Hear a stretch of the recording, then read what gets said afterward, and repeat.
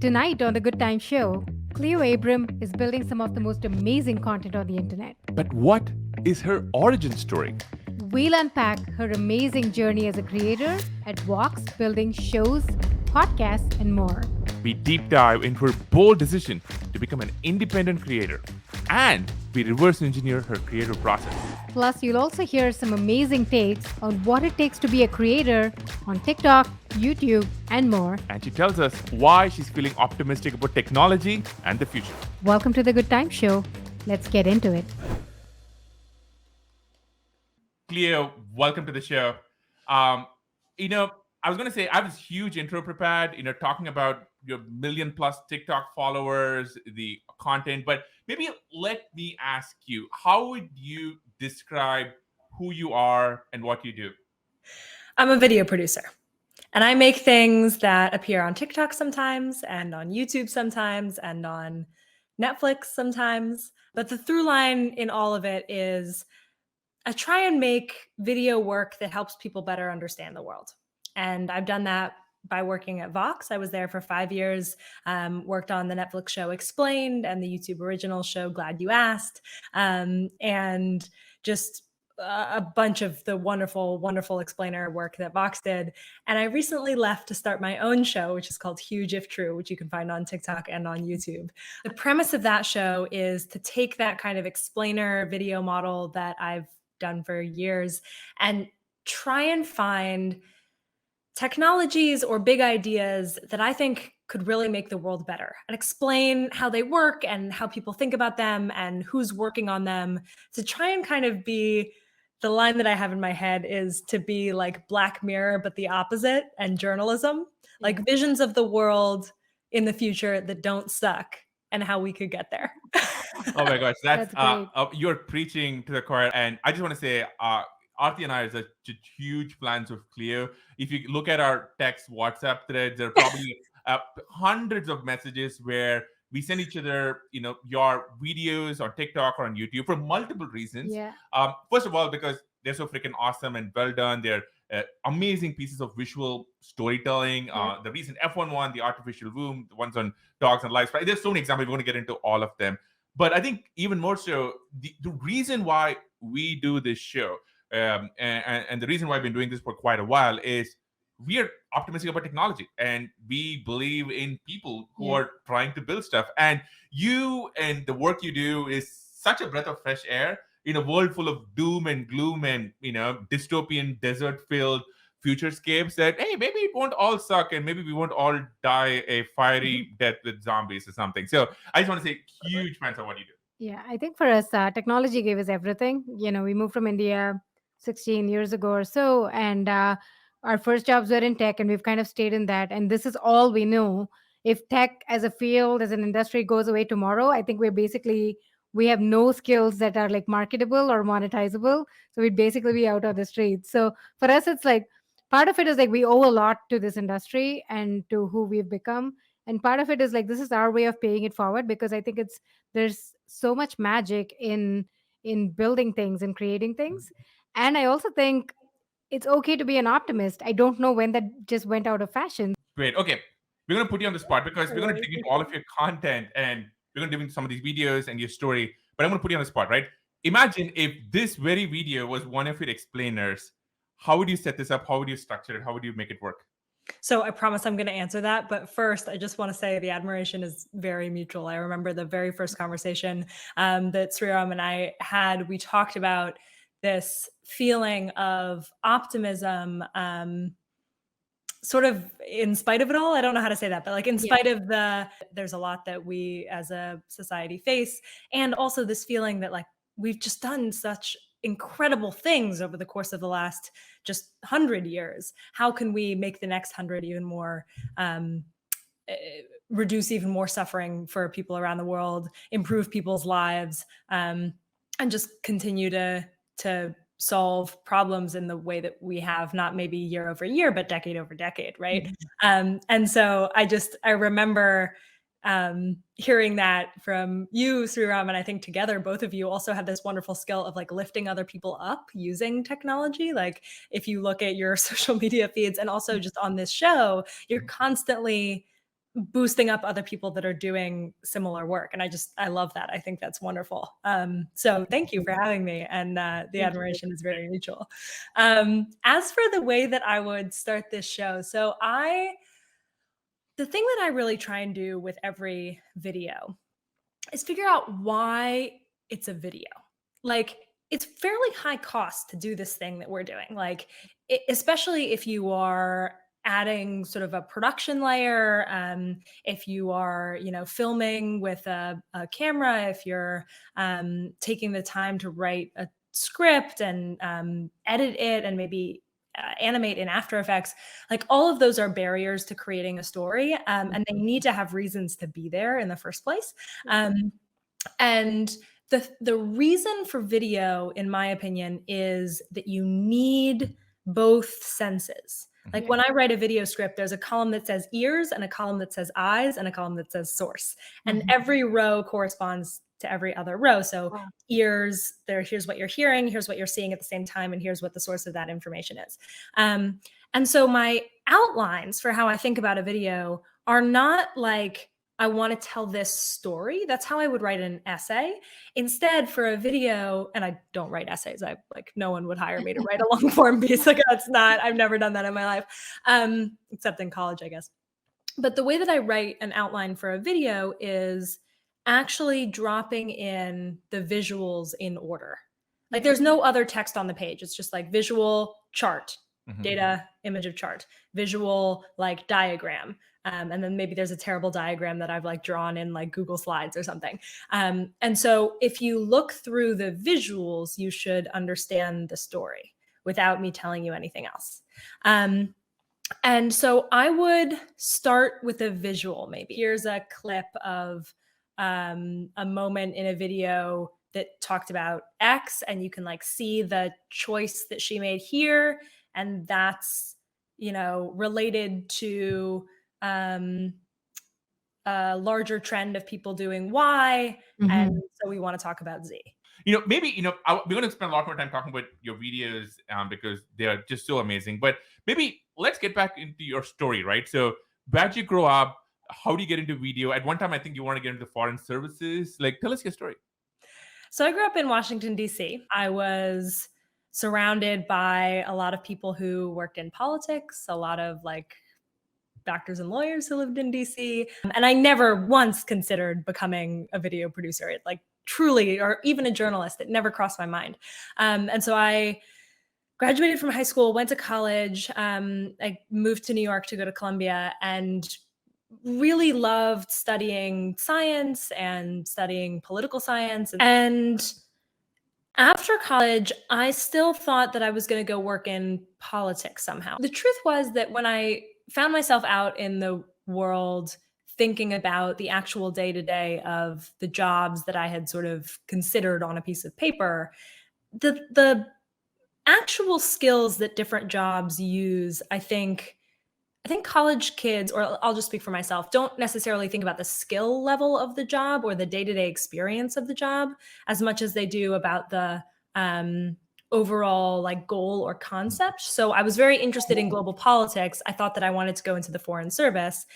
That's not actually a good match for me. A good match for me is journalism. I had just never considered it. A good match for me is like thinking about these topics in a way that helps explain them to others, because the skill that I really love is trying to synthesize complicated information and then share it in a way that makes it digestible to other people who are busy and thinking about other things so that they can participate in the conversation. Did you always know that was a superpower for you? Like, when did you realize that that's what I like doing?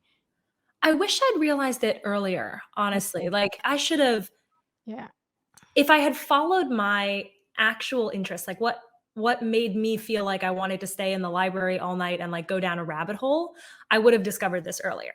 But I didn't actually know that this is the skill that I loved. And so I got a job at Vox because I loved Vox. They did this, they were only about 2 or 3 years old at the time, maybe, but I was reading them. And they did this incredible explainer journalism that I didn't really see other people doing. And so I really wanted to go work at Vox, didn't have any experience in journalism, but I persuaded them to hire me on the business side, on like developing new projects. And so the idea was I was a junior person that helped sell our first show to Netflix, for example, but also a lot of other stuff. We launched a daily podcast, which is called Today Explained, and we launched it in partnership with Stitcher, which is a podcast platform that helped pay for the launch of that show. A bunch of other things like that. Like, how do we launch new projects at Vox, but in ways that make sure the business grows? I was like, okay, this I can do. Like, I didn't really have that kind of like creative confidence yet. I didn't really know that someone would actually pay me for my creativity. Like, I don't know why, looking back, I never thought of that, but that was something that someone else got to do. I didn't get to do that. And so I was working at Vox, and I had helped write the pitch deck that became what we sold to Netflix. And it was when we sold that show, it was this just incredible, happy moment where we had sold Vox's first ever show to a streaming platform. Like, we were so excited. And I was so excited for like 5 minutes. And then I was so sad because I realized that my job was done, and I didn't get to go make the show because I wasn't a video producer.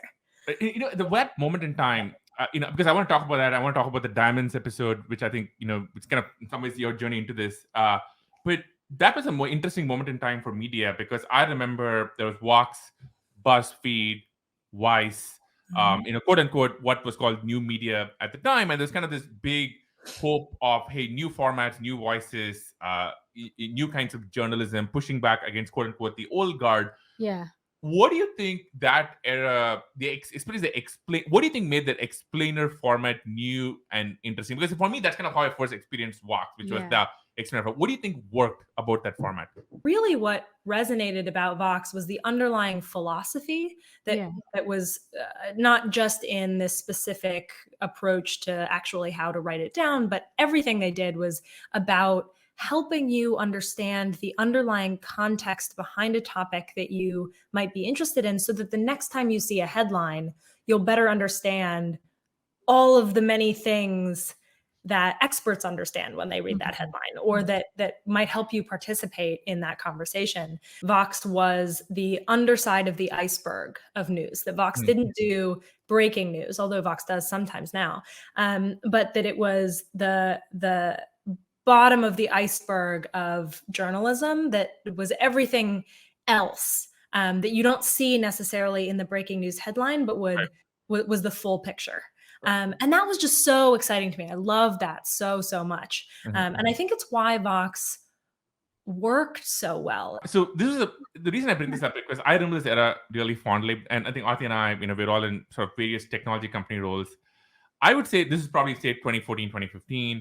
But beyond that, say, and I think I'm probably going to say 2016 onwards, there is this very strong feeling that journalism, especially around technology, has taken, let's say a way more pessimistic direction. And there's a lot of reasons for it. I would kind of steelman the other side. I would say, tech's growing, just very visible role in global affairs, potential issues that you could probably attribute to technology. There's a bunch of reasons. But I would say there has been a kind of a vibe shift in multiple directions. One, in just journalism. Like, for example, I can't remember the last time I saw a positive piece about a new product launch in a mainstream piece of news. I can't remember the last time I saw a sci-fi movie which was hopeful about the future, as opposed to, well, this is the different kind of way humanity dies and then tries to survive in the desert scapes somewhere. I'm a Star Trek fan. You're really speaking my language. It's hard to.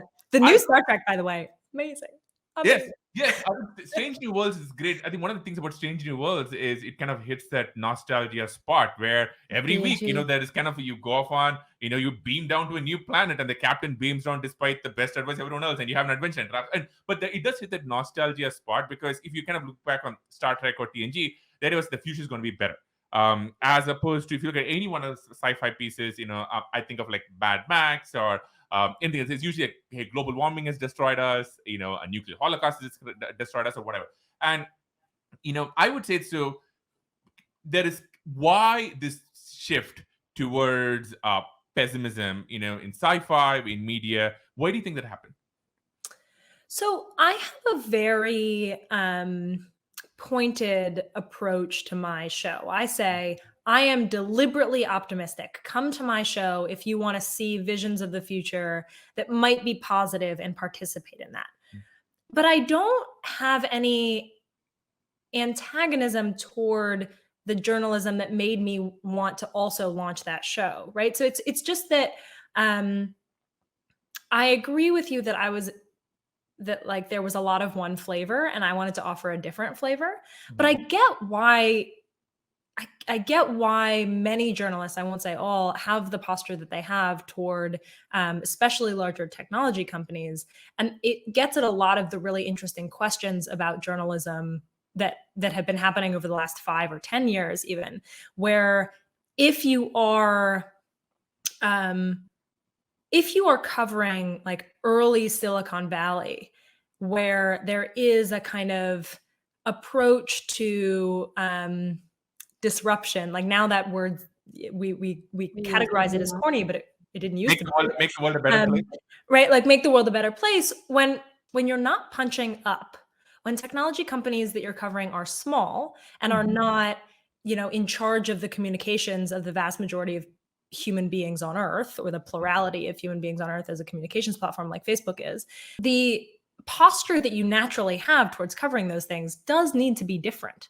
Like covering early Facebook and covering Facebook now requires different things of journalists. And that makes total sense. In the same way, frankly, that we had a larger conversation about journalism and how journalism covered politics when politicians, and during the time period, this hasn't stopped, when specific kinds of politicians were attacking freedom of the press specifically.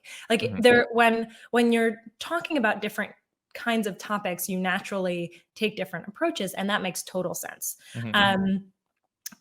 And so I think when I looked at my media diet a couple of years ago, when I started to have this like inkling that I wanted to start a show of my own, it wasn't that I didn't like the journalism that I was reading. Like I subscribe to long form investigative pieces that hold technology companies' current abuses of power to account. And I financially support and want to read that kind of journalism.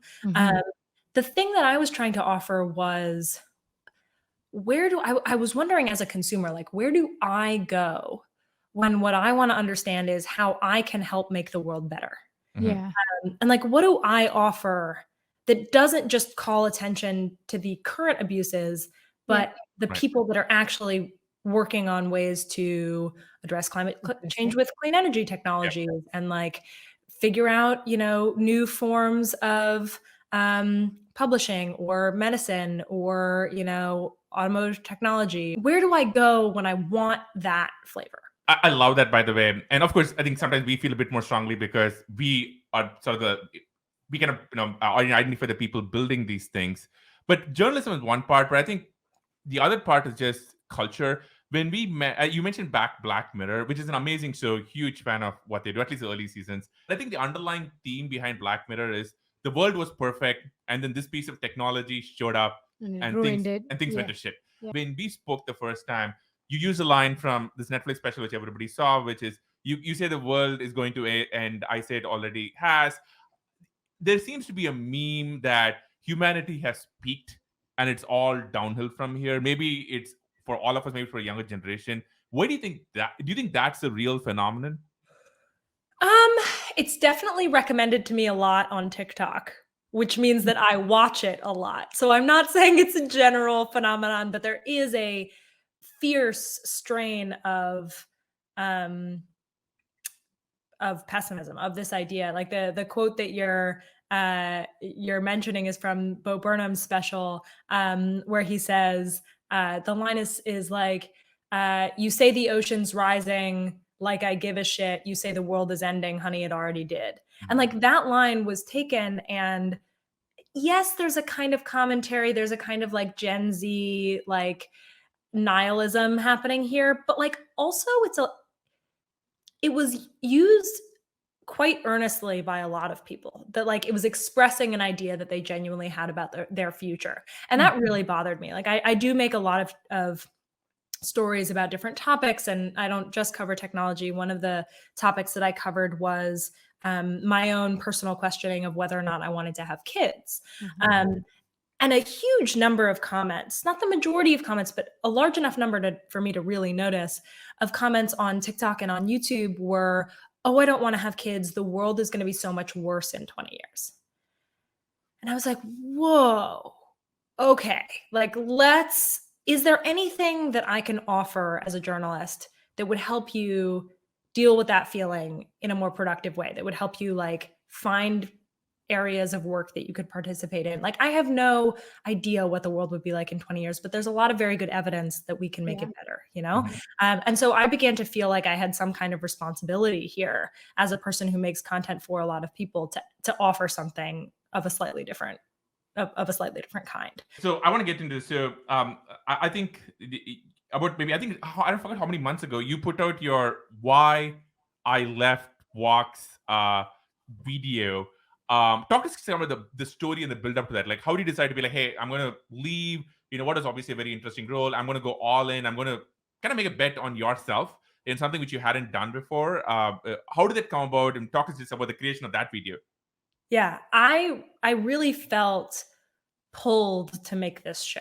Like, I think that sometimes you get an idea and it's like in the back of your head, yeah, here I am, like trying to go through a bunch of taglines for the show. And instead of just including one tagline, I just include them all because I just can't. It's very YouTube and TikTok-y to just like show your whole process. But I felt that I really wanted to make this thing for all of the reasons that we've already talked about. And so the next question is like, how do I make this thing that I want to exist in the world? Here's our wonderful title treatment. So I walk through the fact that I have been at Vox for 5 years, the amazing work that I'm proud to have been a part of there, and the kind of ethos that I adopted from Vox. I learned everything I know about being a video producer by working at Vox and taking night classes on the side. I thought about the way that the show would look in multiple different versions of it. I really wanted 3 things. I wanted the chance to really genuinely experiment, like balls to the wall. Like, something could be 20 minutes long, it could be 2 minutes long. I could cover any topic I wanted. I could really just experiment with the style, some of which I've done and some of which I hope is coming.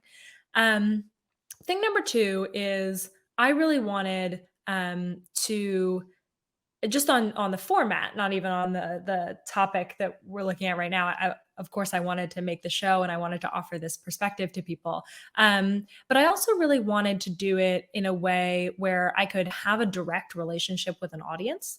I had started to build that relationship on TikTok already. I probably had like 800,000 followers. That's a good mic drop moment right there. Just 800,000, a teensy weensy small number right there. I had been making a lot of content on TikTok, and it felt like I was developing a relationship with an audience that I felt was really special. Like, to get back to the sort of creative confidence conversation, I had built up the confidence to know that I could write good videos and that people would like them, but I was always publishing them from Vox. And then with TikTok, I started to have the like realization. I wouldn't have phrased it this way if you'd asked me at the time, but I started to have the realization that like people would watch the work that I made kind of because it had value for them, not just because it came from Vox and because I was like anointed to be a person that like got to make videos for Vox.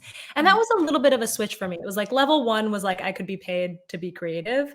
Level 2 was like my work has value no matter whether or not it's attached to another brand. Cleo, I have a theory as to why this happened. And I think this kind of ties into something very interesting, because if you look at your TikTok content, YouTube content, I can see the journey from someone who's behind the camera production to someone who's kind of a nameless, faceless voice to now someone who, some of your videos are quite personal. Like the one about the artificial womb is quite personal. The one about dogs' lives is quite, pushed in a very different direction. And you're not kind of putting more of yourself, Cleo, the person, out there. How is that? Because it's something we think about a lot. In some ways, I think when this show is at best, the audience builds some sort of a bond connection with us, and they feel like they understand us. And and we have to trade that off with the guests that come on the show. us making sure that we're able to get them to tell their story, because that's really what the show is about, but also not feel like they don't know us at all. So Mhm. we have to like play that. It's kind of a trade-off that we all often have to like decide on the Yeah, fly. and we think a lot about like how much of our own lives we want out there, or kids and stuff. But I love seeing that journey for you. And was it deliberate? How did that happen? How do you think about it? That's spot on. That's really the third thing that I was after. It was like experimentation, relationship with an audience, and then this third thing where I was like, in order for the other things to work, and in order for me to feel like I'm really doing the version of this show that I set out to do, I do want it to be personal. Like, I was on a panel recently with a bunch of other really interesting people that make content on the internet, and a couple of them really are specifically developing just a pure friendship relation, like it's parasocial, but it's a friendship relationship with their audience. Well, you should Um, say what the word parasocial means, because it's a fantastic word and I use it all the time.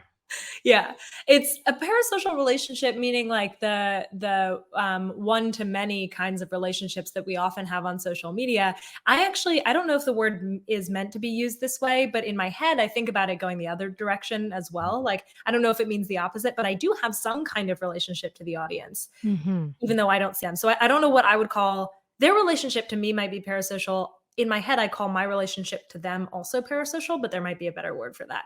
Um, Right. but I was talking to these influencers and creators who make much more personal work than I do. And I was like, oh, what I'm trying to do isn't start with my life and then share my life, which is a real skill just in and of itself. You have to find ways to make your life interesting, and like there are incredible storytellers that just do that. I follow lots and lots and lots of them.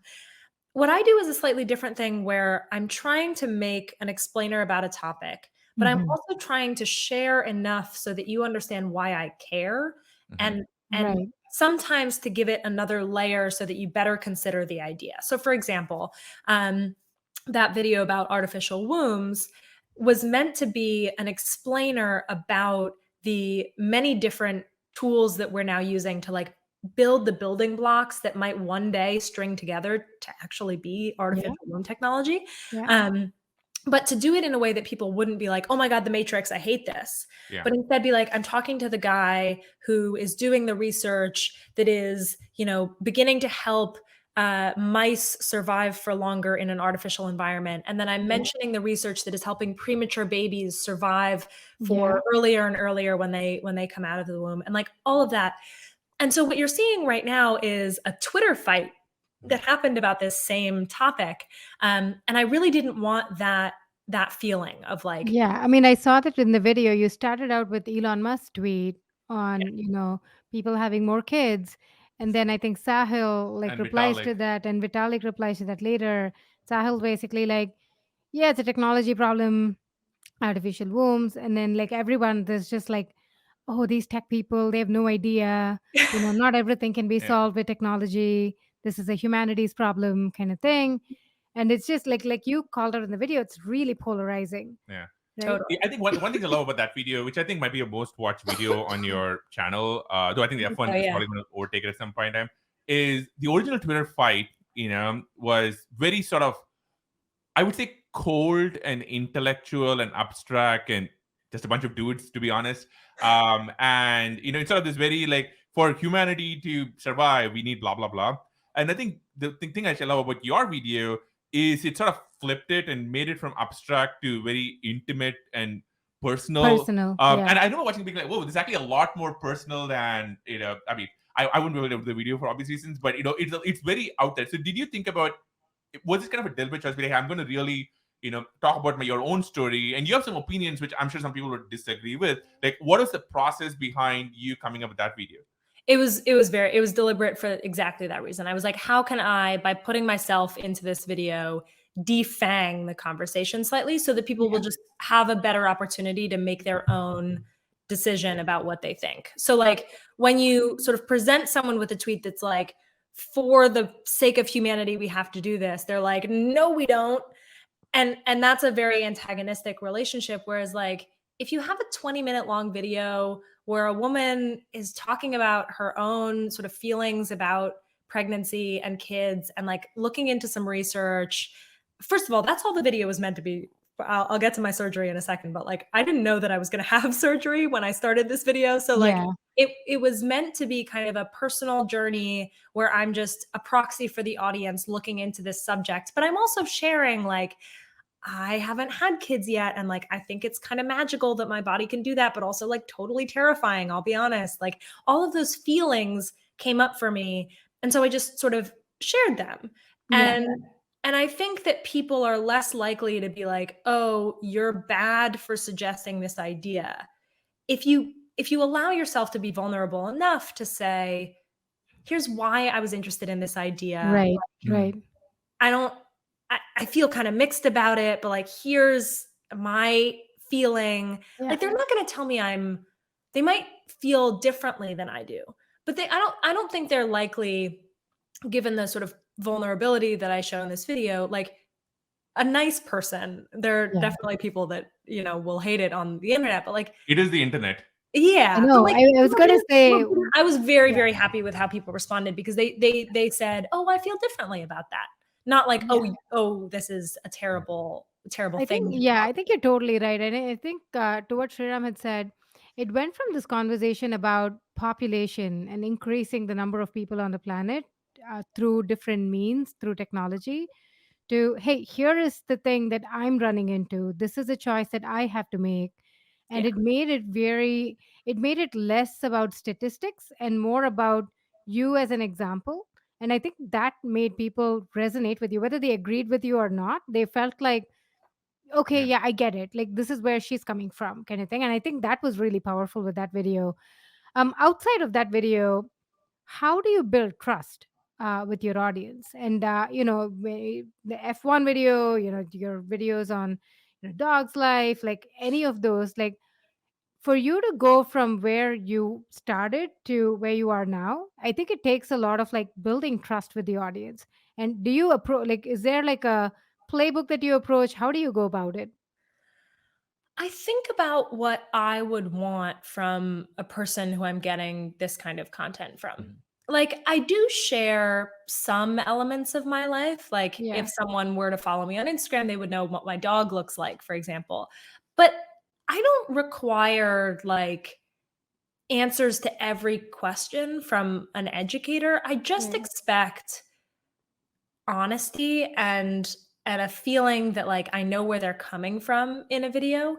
And this is slightly at odds with the way that I was never formally trained as a journalist, but like the sort of general premise that journalists are not supposed to put themselves in the story, like I still have that in the back of my head. And Right. I try not to I try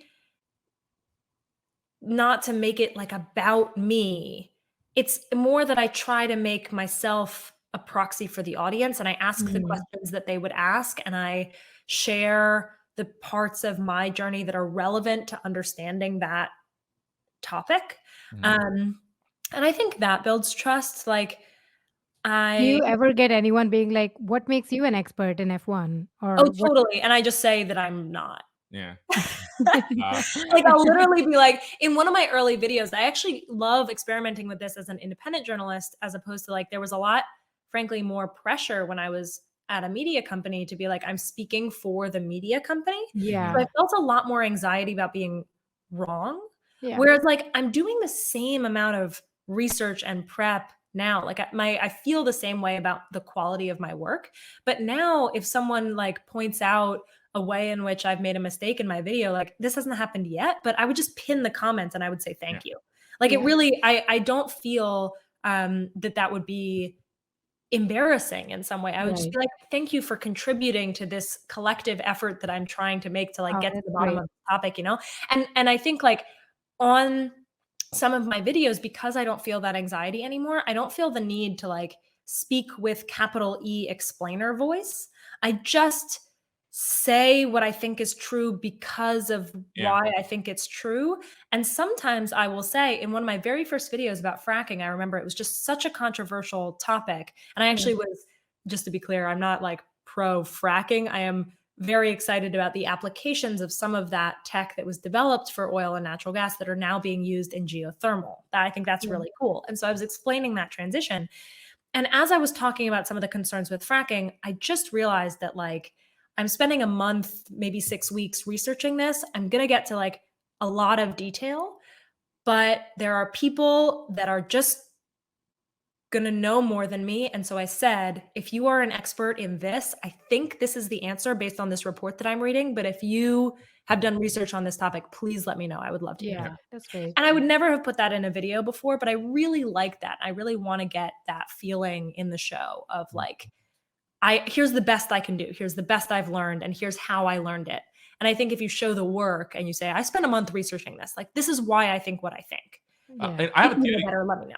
I actually have a theory, which I think one of the reasons your content really works on this front, and actually part of the reason why some people, a bunch of people actually, at least from the tech industry, are often grumpy at let's say just a lot of mainstream media, is they do speak in the capital E voice, where your content grounds it in the personal. It kind of comes from a perspective of, look, I'm just a somewhat informed outsider doing my research, and you interview it with your personal story. You're not trying to say, hey, this is the voice of God, this is all the news fit to print, and this is be the record forever and ever. And I think that's kind of what makes some of your content like really powerful. Okay, I want to talk about the F1 video for just a sec. So F1, we are huge fans. I grew up watching F1, and we've been watching like Drive to Survive last few seasons.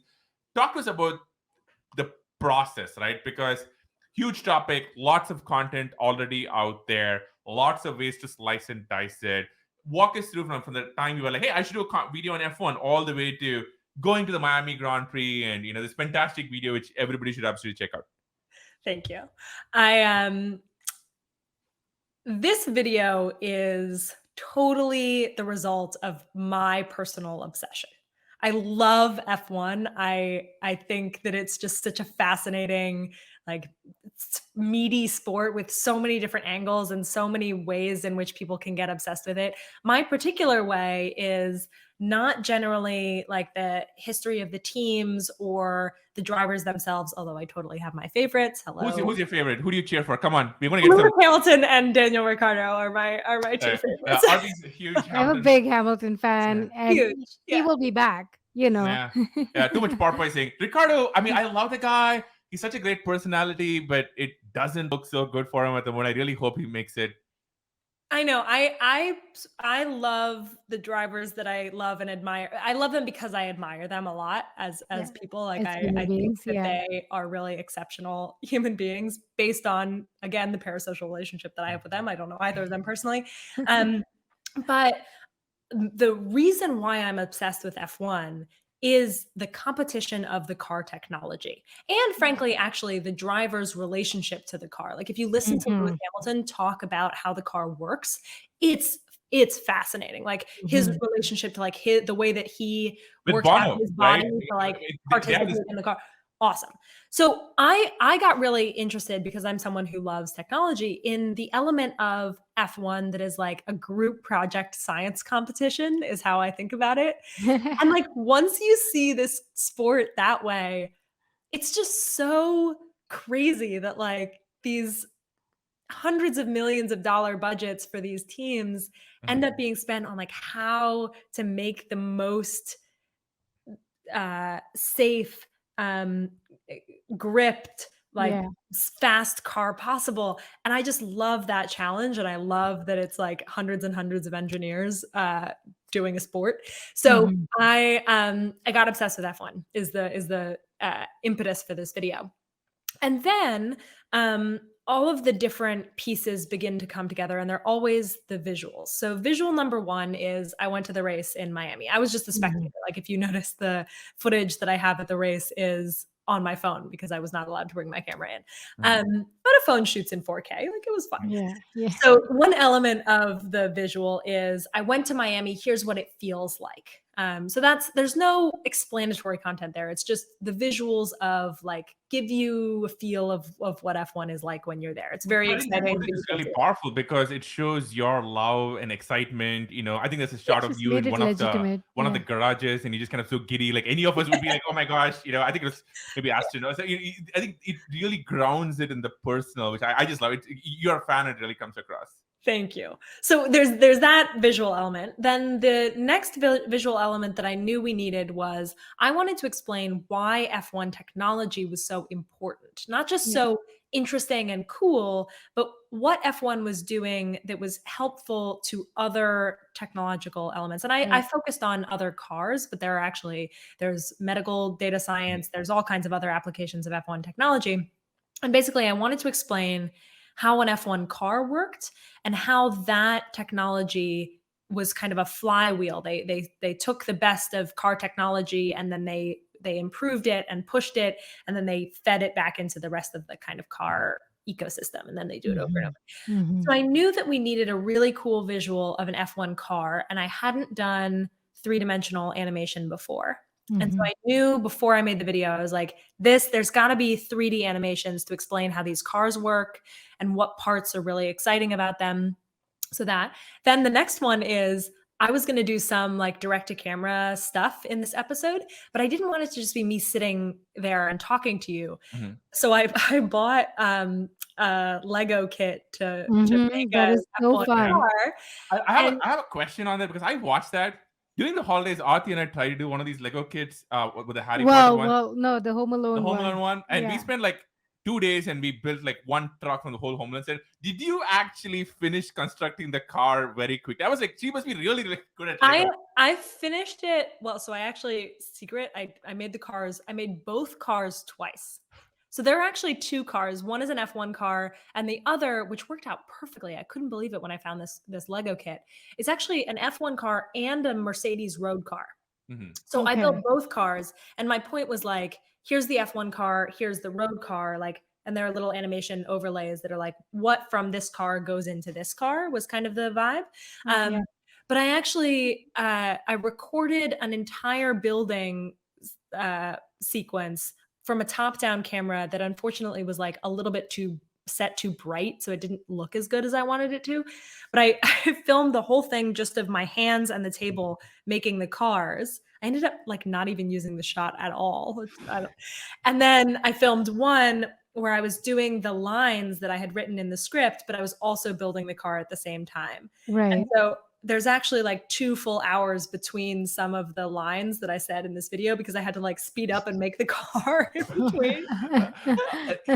Luckily, I didn't waste the footage. I didn't record for that long, but I'll turn it off and then make the car and then turn it back on again. One of the things that I love the video is when I saw the video, I was very excited, but I kind of went into like, I know F1. Like I've grown up with this. I know what the sport is about. Yeah. But there's some amazing bits of journalism Yep. in it.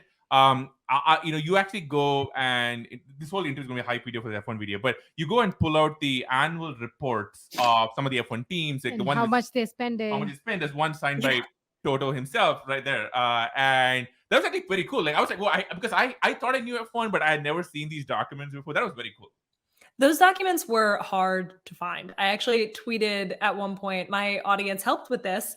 I tweeted like I had found 4 or 5 of them, but there were just a bunch more. I was like, I would be happy. I only ended up finding 8 out of 10, but I was like, I would be happy with like 8, 7, 8, 9 would be fine, but like 5 is not enough.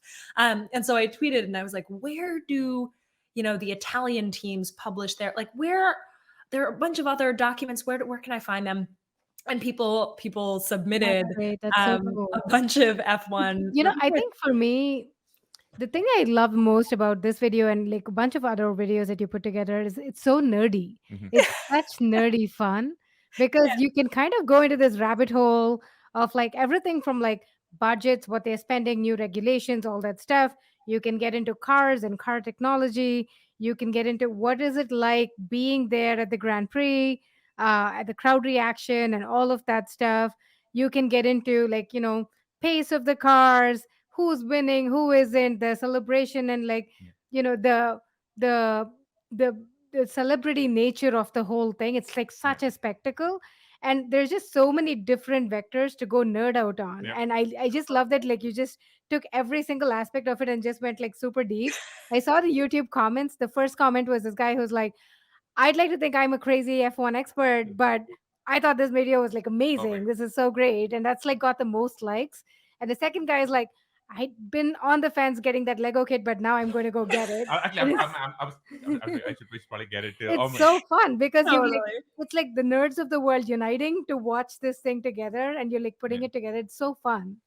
That's why I love the sport too, right? Yeah, Like there's yeah. a line in there that it really crystallized it for me when I like figured out this line. I was like, F1 seems like the sport of daredevils, but actually it's the sport of nerds. Oh Yeah. And I'm yes. like, that's it. Like that's the feeling that I have about F1. And you can tell, I mean, to get back to what we were talking about the sort of optimism and technology approach, like I'm clearly focusing on the technology because that's the thing that I'm obsessed with and because it's the thing that fits in my show. Like Yeah. there's a spirit of optimism about what F1 can bring to the world that I Yes. think is like just unabashedly thrilled, like happy. I'm just Being a excited. fan. Yeah. But I do think that there's a tone thing here of just like happiness and optimism and to your point, just nerding out that is even when I'm not covering something like the F1 video, I think does make the case that F1 is helping push forward the future. Like there's the whole conclusion is about that, but it's not like I have videos coming up that are about much more kind of future looking, like tech approaches to Yeah. things that might help slow climate change and might, Yep. you know, all kinds of technologies that might fit better into the topic that I've set out, A Fugitive True. But I also think there's an element of like explaining the underlying technological concepts of basically anything in just a way that is sufficiently appreciative of the awesome engineering behind that work Yeah. and like how cool it is that we figured out Yeah. how to do that. Like there's an Yeah. element of just, I think, yeah, like happiness Yeah. Oh, I and totally get awe that. I love it. I that think, I want. sorry, go on. I think on F1, one thing I like to tell people is unlike a lot of other racing sports, the teams don't share. Most of the teams don't share technology. They kind of basically given the rule book, and it's crazy that at the end of a year of development, they build these cars which go within like 10,000th of a second with same to each other without actually ever collaborating. Right? They basically everyone's pushing engineering and science to the limit, Yeah. and that's why they get. I wanted to ask you about how you come up with concepts for explainers that you do. Is it as simple as like, oh, I'm interested in this, I'm going to go like spend a month researching and coming up with the material? Or is it like, do you get pitched on? Do you have people telling you you should do this? This is what is most, or do you look at like timely topics? Are there topics where you're like, you do a month or whatever amount of time of research and you're like, I don't think this is worth it to do an explainer? Like, how does the whole behind the scenes process of picking a topic or a concept work for you? There are kind of two avenues. The first is sometimes things just appear in the world, and I'm like, that's a huge if true video. You know, Yeah. like I have a video coming up, and it's just because I was at a dinner party, and this girl next to me started talking about this article that she'd read, and I was like, oh my, like I can't, I don't want to spoil it, but like it was just immediate. I was like, I heard about this topic for the very first time and I was like, I'm going to totally spend a month digging into that. The other version, and so when in that first category, the way that I absorb these topics, because they very rarely just hit when I happen to be looking for another topic, is I have a notes app, Captio, that basically is the fewest number of clicks to get to a note. And anytime I see something in the world that I think would be a good video, I write it down in Captio, send it to myself, and it goes into a spreadsheet. And so I have this like infinite list of stuff that I've encountered in the world that I think might make a good video. And so I never have a time when I'm like totally, you never want, the terror of the blank page is something that you really want to avoid. So I never have that. I like always have this spreadsheet. The other version of it is I know that there's a topic over here that I think is important to explain about the world. And I hear a lot of questions about it, but but I'm not sure what my angle is on it, and I don't really understand it. And so I kind of circle a general topic, like I haven't made this video yet, but like self-driving cars. And then I would spend at least a couple days digging into sort of reading a book and looking around on the internet and reading a lot of articles. And I would come up with the key visuals first. It's like, okay, here's a really good diagram that helps me understand what the heck is going on in this conversation about self-driving cars. And now I can write a script that focuses on that diagram, because I've like circled the topic and then I did some research to find the specific video that I'm going to make, and now I'm going to make it. So those are the two ways that I find topics. Both of them require, before I start writing, they require an outline that has the visuals like all lined up. Not perfectly, but typically I have to know at least one key visual that I'll come back to over and over again. So whether that's a chart, or in the F1 video, here's some examples. In the F1 video, it's the 3-dimensional F1 car animation. There are also lots of other charts and visuals in that piece, but that's the key one that I keep coming back to. In the very first one that I did on geothermal, it's a cross section of the Earth, and I explain how fracking worked traditionally, and then I move over a little bit and explain how geothermal worked, so that you can see sort of a comparison in the technologies that are being used for each. In the fertility artificial wombs episode, it's that timeline of the different technologies. And so I explain, like, here's where the research from this guy that I was interviewing is, where he's helping mice survive for longer at the beginning of a pregnancy. And then, here's all of the work that we would have to do in between. Here's IVF right at the very beginning. And here's all of the work that's being done to help premature babies survive. So it's kind of a timeline of pregnancy of many different animals, and lining up the research to basically say, we have a bunch of pieces, but we don't have the whole timeline yet. That's when I come back to it over and over again as I'm describing new research. Yeah, and the dogs one, I love the graph, and you also turn the graph upside down, which exactly. also That's the visual on that piece. It's the thing you should remember. I want to kind of get to a different part of your videos, because it's obvious how much work you kind of put into the construction, the architecture of these videos. But there's another part, which is you are like dynamic, captivating to watch on screen, and and I'm sure some of it's natural, some of it's learned. I remember watching your TikTok, and I think there's sort of a somewhat unproduced vibe.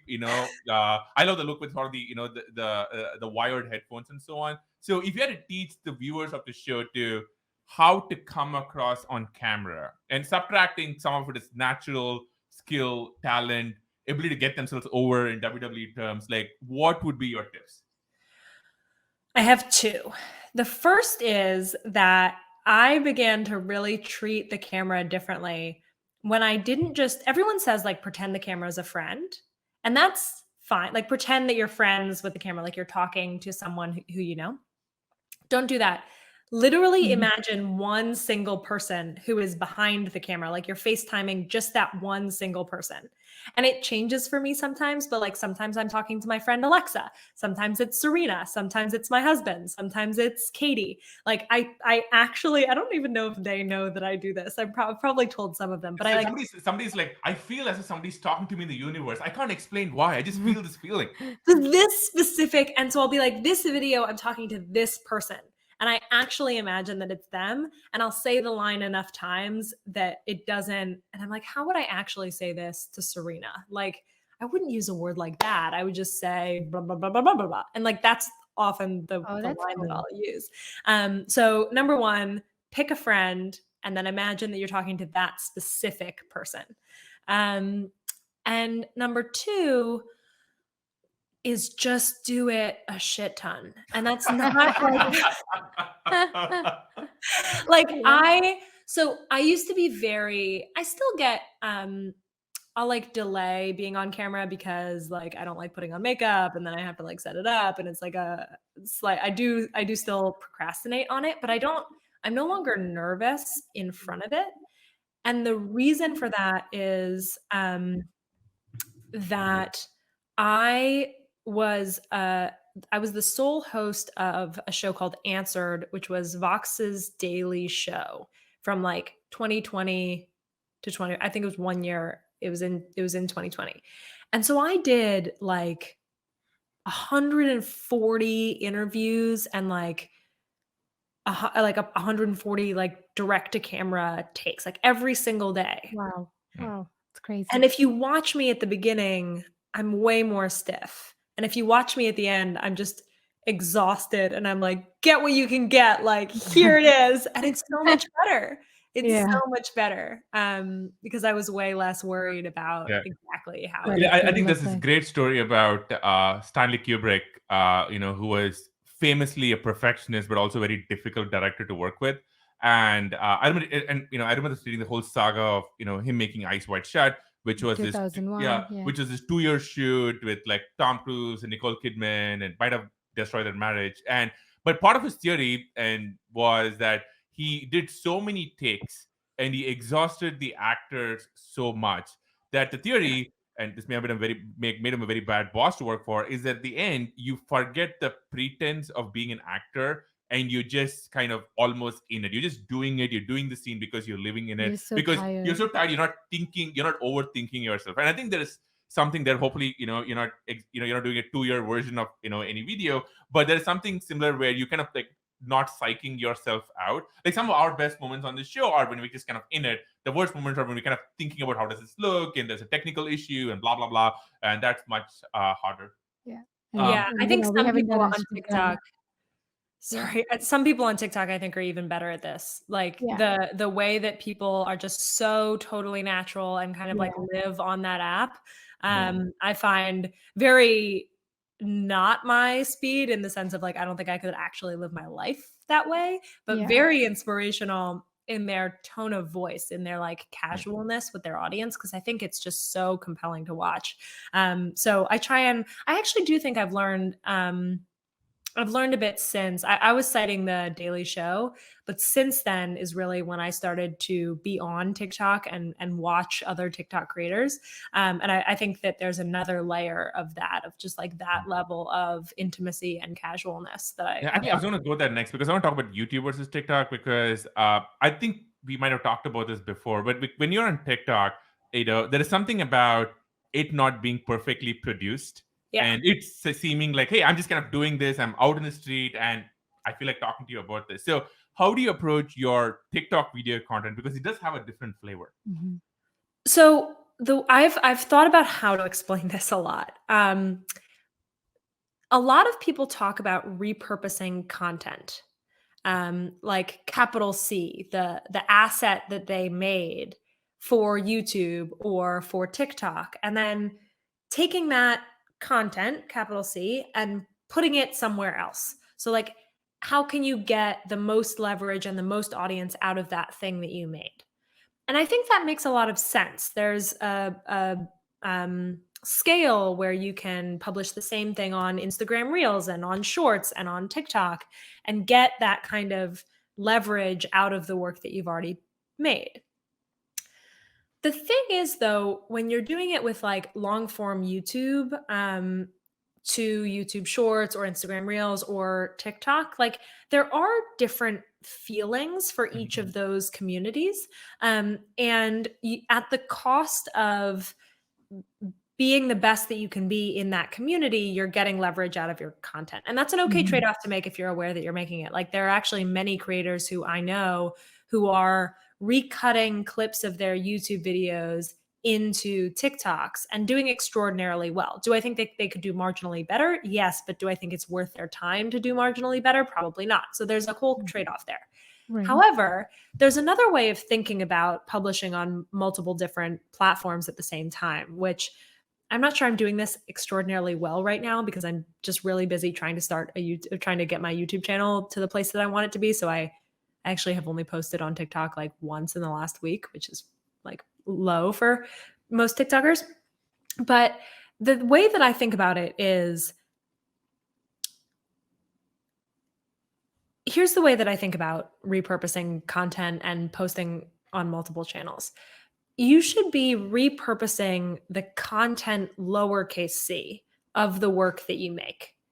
Because at least the way that I make journalism is there's a huge amount, there's like a brick wall of research and asset finding and music choice and all kinds of other stuff that I have created in this brick wall of lowercase c, the content of my content. And then on top of that wall is like the little pile of bricks that is the actual edit for the actual YouTube video.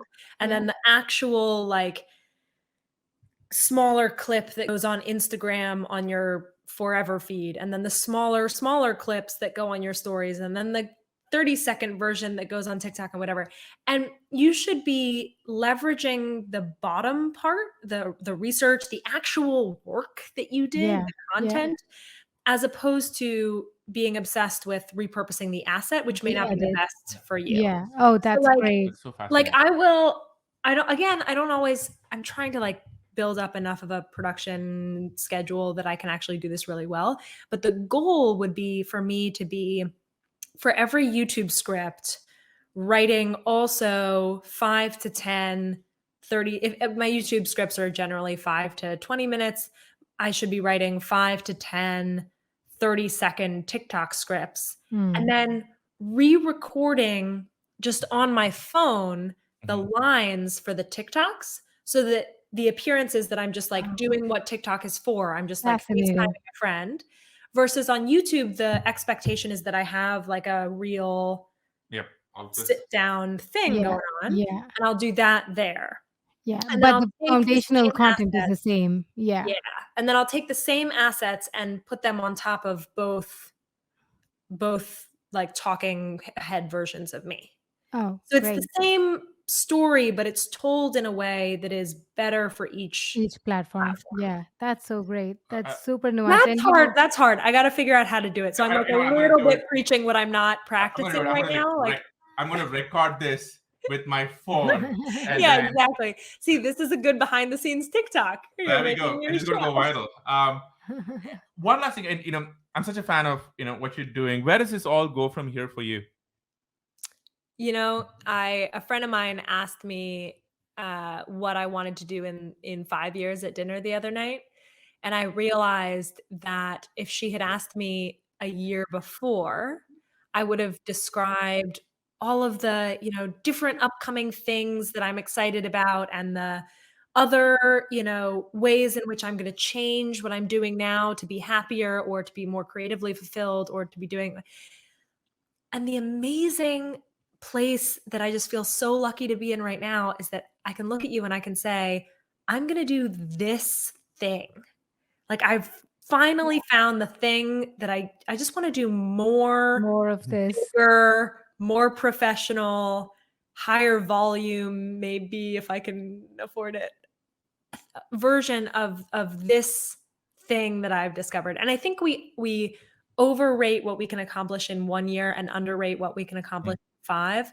And I'm basically excited. Like, this could change. I'm sure that there are many evolutions of being an independent creator that I have not yet encountered. But for right now, I just want to do this. And actually the exercise is in saying no to other things so that I can just do this thing. Yeah. Wow. Oh my goodness. I just want to say, we are such big fans of what you're doing. We wish you all the success, and I know you're going to just kill it. You too.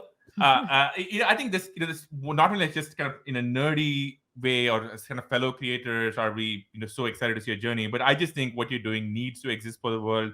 We need more optimistic content of all kinds of flavors. You mentioned the dinner option. I don't, and you're one of the options on the menu. I think what we're doing is kind of not the same, but close on the menu to where you are, right? It's like totally. I agree. Same kind of food. It's the fun, optimistic meals you have, and if you're on somewhere on your side. And I love. So for me overall, I love how much thought you're putting into this. Like, it clearly shows that creating is your passion. I love how nerdy it is. I've said this before. But I also love how authentic you are as a person, where this is you. This is like all the things, all the bells and whistles, and the way you think about content on different platforms and who your audience is and how do you like do behind the scenes. And Shriram and I today were talking about how you incorporate things like sounds really well into your videos. And these like the little details and what you do, it clearly shows like how passionate and authentic you are. And we love that. Like this is truly what our show is about, which is about like getting creators, getting builders to talk about the things that they're so passionate about. And such a great honor to like have you on the show, because you're clearly like you just embody that Yeah. whole value so well. Yeah. Cleo, you're just a genius level creator, and what you're doing is so important. Thank you. There's so much. It's such a blast. Like, we went to Yeah, so many different places. I We know, we nerded out totally on nerded F1, out. Yeah. on videos, TikTok. This is such a fun. You should come do this again. But thank you I would love so to. much. Thank you guys so much. Thank you. Thank you. And thank you everyone for joining us. Until next time, this is a good time show. Have fun, stay safe. Thank you. Bye bye.